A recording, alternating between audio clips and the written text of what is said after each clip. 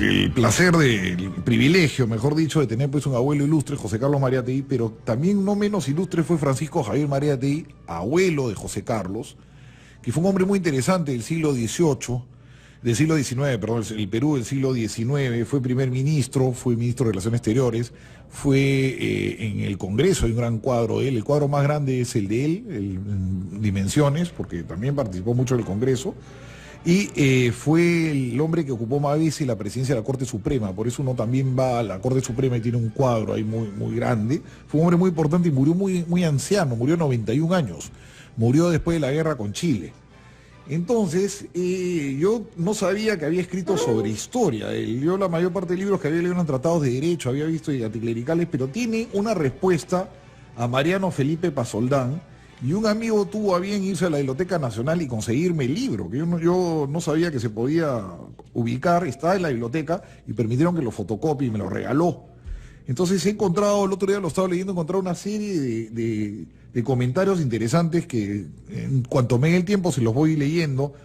¿Qué pasa? Mariano Felipe Pasoldán, un ilustre historiador peruano también del siglo XIX, escribió la historia del Perú independiente, primer periodo. Y entonces Mariátegui lo lee y le dice que él ha sido testigo porque él ha estado ahí y que varias cosas de las que él pone, que él escribe, no son ciertas. Entonces escribe un libro anotando las cosas que él dice que vio de la independencia y que están erradas. Entonces empiezo, por ejemplo, empieza el libro hablando de la economía en la colonia, porque a él le parece que exagera, sobre todo es por el tema del precio del acero y del fierro, no creo que haya habido acero en ese momento, que acá usa la palabra acero, del fierro en la época de la colonia, la situación económica. Entonces, primero Mariátegui le aclara de que en esa época la gente tenía poco dinero, el capital de trabajo era muy bajo.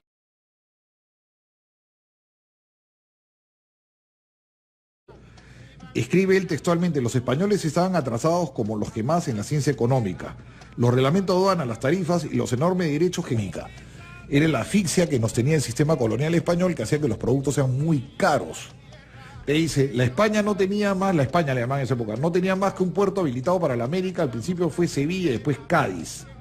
Se conseguían privilegios. Entonces los efectos, que le llamaban hacia los bienes, pagaban derechos excesivos a la entrada de Cádiz y a la salida. También los excesivos derechos se cobraban las mercancías que se traían los galeones. De este recargo de derechos procedían los precios fabulosos que en las mercancías llamadas de Castilla se vendían. Y dice que eso se ponía más serio cuando había una guerra.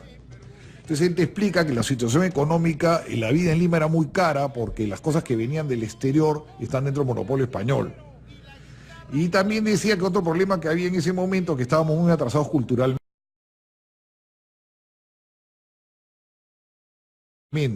Éramos hijos de españoles educados por teólogos y frailes, y bajo un régimen infernal de la Inquisición éramos muy ignorantes y muy atrasados.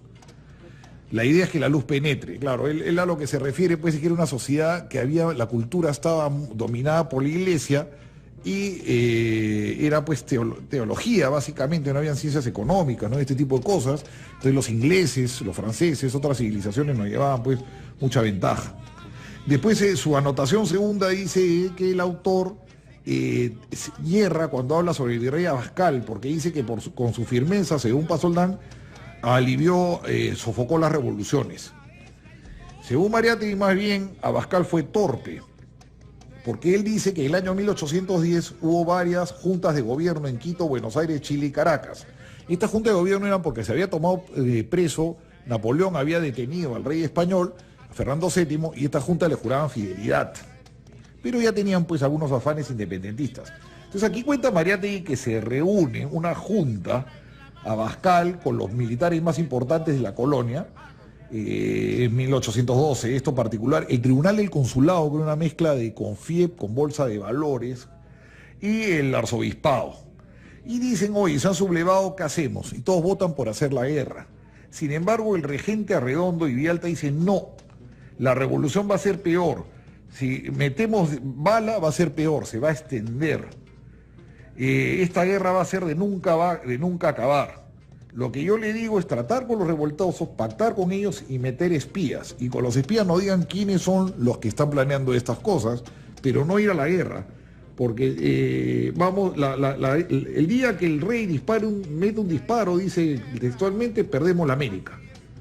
Entonces, Abascal de todas maneras vota por la guerra y cuando salen, a Abascal se le acerca a este señor y le dice, oiga usted, ¿cree que desconozco la exactitud de su voto? O sea, refiriéndose al otro plan, al no usar la guerra, y no tendría buenos resultados. Lo que usted dice es lo más conveniente, y seguramente eso salvaría estas posesiones, pero yo no puedo seguirlo, pobre de mí. Sería calumniado en la corte, me creerían cómplice del ministro Godoy, y que estoy tratando de preparar estos dominios para el usurpador Bonaparte. Yo sería víctima de la prudencia. ¿Y sabe qué? Antes que mi honor sea mancillado, prefiero hacer la guerra. La guerra es el único modo de salvarme. Claro, entonces con esta declaración se ve que Abascal no utilizó los medios políticos, se prefirió ir a la guerra, que efectivamente él fue bastante exitoso, le dejó los problemas a Pezuela, pero fue básicamente por un tema político de Abascal. Y esta conversación interesante pues se la contó este señor a Mariátegui, ¿no?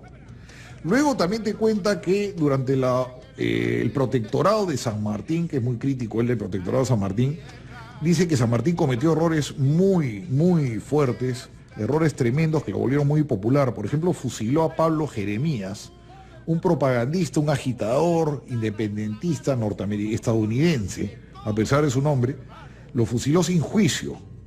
Dice que lo fusiló con Monteagudo, que fue muy inesperado, que lo fusiló por razones políticas porque era antimonarquista. También dice que el fusilamiento de un coronel Mendizábal, que por un error, él se rebeló en Argentina y se había escapado al Perú. Entonces Mariátegui dice que en lugar de deportarlo a Argentina, se había escapado por haber tenido un problema ahí con los patriotas. En lugar de haberlo jugado en Argentina, lo fusilaron acá y que eso no correspondía. Y que le hizo mucho daño eso a San Martín, ¿no? Luego te explica el plan de San Martín, que él sí lo elogia, en la página 16, te dice pues que mucha gente dijo que San Martín, ¿por qué no se peleó de frente con los españoles? Y él dice que no forzó una batalla, sino se dedicó a sitiarlos. Dice que le parecía más prudente y más previsor. Triunfaría la causa de la independencia así. Lo más fácil era tratar de seducir a los soldados para provocar deserciones y tomar Lima. Y cuenta que las tres principales fracciones que estaban en Lima, patriotas secretas, una la mandaba el doctor Fernando López Aldana, se le llamaba los forasteros. El otro grupo era el de José David Ribagüero y el tercero, al que pertenecía a Mariátegui, era el de los carolinos. Estos eran los tres grupos secretos. También cuenta qué importante fue el señor Pablo Salazar para las deserciones de los soldados españoles. Pablo Salazar, dice aquí, merece entre otros ser recordado Pablo Salazar, que hablaba como indígena el quechua. Y la mayoría de la tropa del ejército realista eran aborígenes del interior que solo hablaban este idioma. Entonces, Salazar determinó conquistarlos para la patria. Entonces, él venía a vender utensilios que necesitaba el soldado, agujas, hilos, espejos, peines, pañuelos, y les hablaba en quechua, y los oficiales españoles no entendían. Y mientras él les hablaba en quechua, les estaba haciendo propaganda patriota, explica aquí. Entonces dice que Salazar fue un héroe que hizo que mucha gente, muchos soldados realistas, deserte, y sin embargo la historia no recuerda a este señor, ¿no? Tenemos la página 19, también es interesante. Dice él que efectivamente es mentira cuando se afirma que los criollos limeños estaban a favor del realismo. Menciona toda una serie de nombres, empezando por Ribagüero, de gente que dice, los limeños que trabajaron y que sirvieron mucho a la causa de la independencia, hacían los gastos de su bolsillo, daban su ropa a los que dejaban las filas, escapaban con lo encapillado. Ribagüero permaneció en su puesto y tuvo que ocultarse y que fugar. Las persecuciones eran serias. Entonces él dice pues que efectivamente que no es verdad esto que se dice, que no estaban los limeños a favor de la independencia. Cuenta el ingreso a San Martín a Lima, que fue apoteósico. Los españoles pensaban de que San Martín iba a desaparecer, iba a bajar por Chorrillos. Incluso tuvieron tropa ahí. Pero ya me piden el tiempo, si ya regresamos con la pausa. Uy, falta muchísimo, tengo un montón. Esta es mi tierra. Se han equivocado, Francisco Javier Mariátegui, no José Carlos Mariátegui, corríjanlo, es el abuelo de Mariátegui. ¿Cómo iba a estar vivo en la época de la independencia José Carlos Mariátegui? Ahí había un error, mi Francisco Javier. Hay una conversación que escucha él, bien interesante, que es vísperas que deserte el batallón Numancia, el batallón de élite que defendía a Lima, antes de que deserte, el capitán se llamaba Eres. Entonces Mariátegui dice: entrados Cuervo y yo a un cuarto inmediato, oímos ambos la conversación entre el militar y el patriota.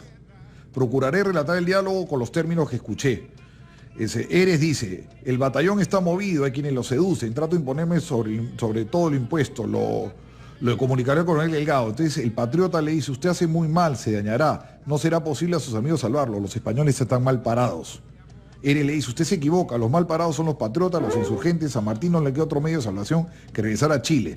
Y a Chile lo vamos a ir a buscar y lo arrojaremos al otro lado de la cordillera y sucumbirán luego las provincias de Río de la Plata, que era el nombre Argentina.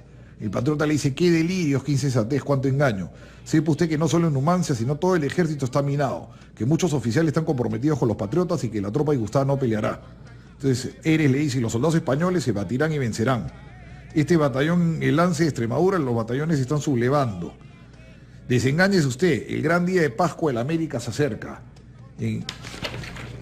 Cantaremos Osana, es preciso que usted cante también. Usted tiene la camisa muy sucia, lávela y meta el hombro para el triunfo en vez de enunciarlo. Y sepa que yo mismo tengo parte en los pasos que se dan y lo da también mi amigo don Fernando López Aldana. Entonces el militar al final dice: si fuera así, si hombre de juicio y de peso quisiera unánime la independencia, yo la quisiera también. Así convence a este español para que vean cómo tienen ese diálogo para el Numancia. Cuenta pues que los españoles estaban aquí en Lima, que Lima era muy importante, el único punto de recursos para los españoles era Lima. Aquí tenían los elementos de guerra, la movilidad, la fábrica de pólvora, la ropa para vestir, la aduana que les daba dinero. Los puertos del norte y del sur fondeaban y descargaban los neutrales. La ciudad se surtía y había entradas para el tesoro. Los enemigos, en verdad, los españoles tenían fuertes y agregadas divisiones, territorios inmensos, eran activos y tenaces, pero todos estaban muy metidos en el interior. El comercio de Lima era lo que les daba la mayor parte de ingresos. Entonces, cuando pierden Lima, pues los españoles, como aquí explica, tienen un fuerte retroceso, ¿no? La tienen que evacuar Lima porque el bloqueo les genera mucha hambre. También cuenta pues la rebelión, dice pues que se rebelan contra el virrey, al virrey lo deponen y tiene pues palabras muy fuertes contra el virrey. Dice que el virrey Pezuela era un inepto, que un hombre tal vez más hábil como Abascal hubiera podido impedir la independencia. Él dice: no era capaz Pezuela de desempeñar bien el puesto, carecía de las dotes necesarias para llevar el timón de la nave en tiempo de tempestades. Pero la culpa era de quien lo nombró, de Fernando y sus ministros. No quería atacar a San Martín. Ahora, era complicado que gane, explica, porque dice: San Martín tenía el mar, la mayor parte de pueblos a su favor, las tropas de los españoles estaban minadas, los soldados descontentos. Y solo la arrogancia española los cegaba, dice. Y ahí cuenta pues el motín donde deponen a Pezuela y el nuevo virrey es la Serna, ¿no? Le dice que los generales españoles le dicen: imputaron estos a Pezuela que no guardaba secretos sobre los planes, que estaba rodeado de personas adictas a la independencia. Ahora hubo un tema también ahí político porque Pezuela era absolutista y la Serna era liberal, ¿no? De ahí te sigue contando que Lima pasa unos momentos muy difíciles, hay hambre en Lima con el bloqueo, por eso también se van los españoles. Cuentan que las cosas estaban muy difíciles. Una ciudad que no se tenía una libra de harina ni de arroz, ni había una sola res, un carnero que comer. La retirada para los españoles era necesaria. Su ejército estaba pereciendo de hambre. Entonces se prepararon y dejaron pues los españoles, como les cuento, Lima, por el tema. Entonces cuando llega San Martín, dice que se le recibió, pues muchos salieron a recibir a los que venían con repique y campanas. El general Necochea al frente de la caballería atravesó la ciudad, entró a portada de guía. La ciudad estaba de fiesta. Las calles llenas, los cohetes atontaban, vivas ensordecían a otros. Los patriotas estaban, los únicos que estaban consternados eran la familia de los españoles, sobre todo los españoles solterones. Los casados se quedaron, los solterones salieron y no sufrieron. Fue mentira, dice que los curas españoles habían dicho que iban a violar, que iban a matar a la gente, no pasó nada de eso. Cuenta que el recibimiento fue pues apoteósico. Después cuenta los problemas de... Hay un plan muy atrevido aquí que tuvo Miller en un momento. Bueno, primero a San Martín. San Martín concibió el proyecto colosal de llevar la guerra a España. Quería utilizar las fraguetas Prueba y Venganza y la goleta Macedonia para atacar puertos españoles. Y vino una contrapropuesta de Cochrane, que Cochrane le decía que lo que podían hacer ellos era atacar Filipinas, que era más fácil armar una escuadra, le permitiese sacar la tropa de oficialidad que consistía en emprender una campaña a Filipinas. Creían almirante que Chile no podía sostener la escuadra ni a conservarla, que la toma en las Filipinas era más o menos fácil y la podrían independizar. Imagínense hasta dónde querían llevar la guerra, hasta un sitio tan lejano como las Filipinas, ¿no? Y luego acá viene, bueno, una serie de críticas fuertes a San Martín porque dice que San Martín nunca debió nombrarse protector, que él había llegado aquí como un enviado del gobierno chileno, del gobierno independiente chileno para liberar el Perú, y que lo que debió hacer cuando llegara acá es hacer, claro, Chile era independiente en ese momento, Higgins, lo que debió hacer aquí es llegar y formar un gobierno de peruanos, no hacerse protector él, porque al hacerse protector era un dictador, ¿no? Y también lo critica mucho por esta idea que tiene él de traer un rey, ¿no? Mariátegui es definitivamente republicano, entonces dice que si estamos saliendo de un rey, ¿para qué vamos a traer otro rey? Dice que la impopularidad de San Martín creció mucho. Cuando vieron que el general asumía el mando sin consultar a la nación, el espíritu público sufrió, los gritos desaparecieron y la gente estuvo como más desanimada, ¿no? No le gustó el tema de que San Martín... Luego también lo critica de que hay un momento que San Martín puede pelear con Canterac, que Canterac hace una incursión sobre Lima. San Martín dice, San Martín salió en efecto, pero no fue en busca de Canterac. Se situó en la hacienda de San Borja, donde es ahora el distrito de San Borja. Y cuando el enemigo se le aproximó, se acercó a las murallas. Canterac no lo cometió y se dirigió hacia el Callao. Entonces ahí Cochrane va y lo reprende a San Martín y dice que por qué no ataca a los españoles. Entonces acá vienen también todas esas críticas que dijimos la vez pasada, que reconvenían mucho a San Martín por no haber enfrentado a los españoles varias veces, ¿no? Prefería esta táctica de ganar de a pocos, ¿no? Entonces la gente cuenta acá que el ejército se queda molesto, el general Las Heras le afronta con energía que él era la causa que se prolongase la guerra, de que le perdía a San Martín la idea que no eran temibles los españoles, que eran demagogos, que tendrían que ir a la guerra abierta, ¿no? Después incluso cuenta aquí que San Martín en la página 98 y 99 cuenta que San Martín hay incluso una conspiración que felizmente no llega a tener fuerza, que estaba Las Heras, Necochea, Martínez Correa, Alvarado. Era una conspiración que denuncia a Eres y que San Martín decide no castigar, que era para quitarle el título de protector a San Martín, quitarle el poder político. Casi le dan un golpe de estado a San Martín. Miren la impopularidad que llegó a tener un momento. También, según Mariátegui, Cochrane no robó. Cochrane solamente se llevó el dinero que tenía que llevarse para pagar su escuadra, pero que no se embolsicó nada para él, sino que tenía muchos meses sin pagar a la escuadra y por eso tomó el dinero del Tesoro Público. Dice, Lord Cochrane fue un hombre muy decente, de manera delicada, si la naturaleza lo dotó con un carácter fuerte, atrevido, y se abrigaba un odio profundo y resentimiento como San Martín, yo lo ignoro. Pero sí estaban peleados, ¿eh? En la 103 te dice pues que hay varios problemas. San Martín estaba en Huaraz, tenía pues los españoles tenían un mal resultado, estaban rodeados de montoneros. Cuenta que la tropa española en Lima tenía problemas, había montoneros, apenas asomaban fuera de los muros de la ciudad, los atacaban. Y los españoles tratan de acabar el tema buscando un sicario. Le ponen precio a la cabeza de San Martín. Y hay un torero que incluso le intenta matar a San Martín, ¿no? Pero al final no llega a nada esto, ¿no? Y luego viene una serie de juicios muy duros contra Bolívar, porque según Mariátegui, efectivamente Guayaquil quería ser parte del Perú, y que fueron las maniobras de Bolívar, la imposición del ejército de Bolívar y de Sucre. Él es muy duro con Sucre. Dice que entre Bolívar y Sucre hicieron varias... Si entre Bolívar y Sucre no quería que se una al Perú, Guayaquil, ¿no? Y hacen una serie de movidas. Los llama pérfido, ¿no? A Bolívar y Sucre, dice que ese territorio quería ser peruano, ¿no? Decía que la mayor parte de la gente ahí quería ser peruana y que respetable profesor Coronel Jiménez decía que todo fue obra de Sucre. Sucre fue el que organizó todo eso para que Guayaquil pase a manos colombianas. Incluso habla de un movimiento, un intento de golpe de gente pro-colombiana que es develado rápidamente, pero sin embargo, pues San Martín monta su artillería, monta su gente y al final... ¿Y por qué existió una mayoría en el pueblo de Guayaquil de la Asamblea que quería participar en Perú? Porque los lazos eran muy estrechos. Las relaciones se extendían a la unión de familias, matrimonios, y los guayaquileños estudiaban en Lima y el comercio era muy intenso.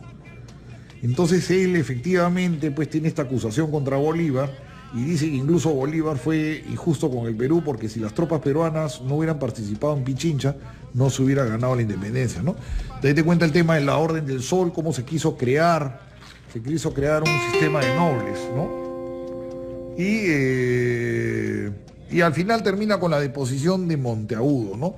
Que era pues un personaje que fue completamente impopular, y cómo el pueblo limeño sale a pelearse contra Monteagudo, ¿no? Hay una sonada y al final lo deponen a Monteagudo, ¿no? Y también los problemas con los colombianos, pues que se desató esta guerra después porque ellos querían Jaén Maynas, Tumbe Jaén y Maynas, ¿no? Incluso dice que Bolívar pretendía que en un momento que se llegase hasta Trujillo, la frontera, ¿no? Y dice que pues perdimos por culpa de Bolívar, el Alto Perú también lo menciona aquí. Bastante interesante el libro, las memorias, no me ha dado mucho el tiempo, la verdad es que es bastante extenso, pero para que vean pues cómo la política chica, ¿no? ¿Tenemos una llamada ahora? ¿Una llamada urgente, sí? A ver. Bueno, es por el chico Luis Arana Hurtado, que dice que nos iba a representar, que se le ha visto vendiendo caramelos, este chico que quería ir pues a participar en las Olimpiadas, el equipo de esgrima, y que se le ha visto vendiendo pues caramelos para poder solventar sus gastos, pero nos llaman de la Federación de Esgrima, Carlos Levis. Díganos, señor presidente de la Federación Peruana de Esgrima,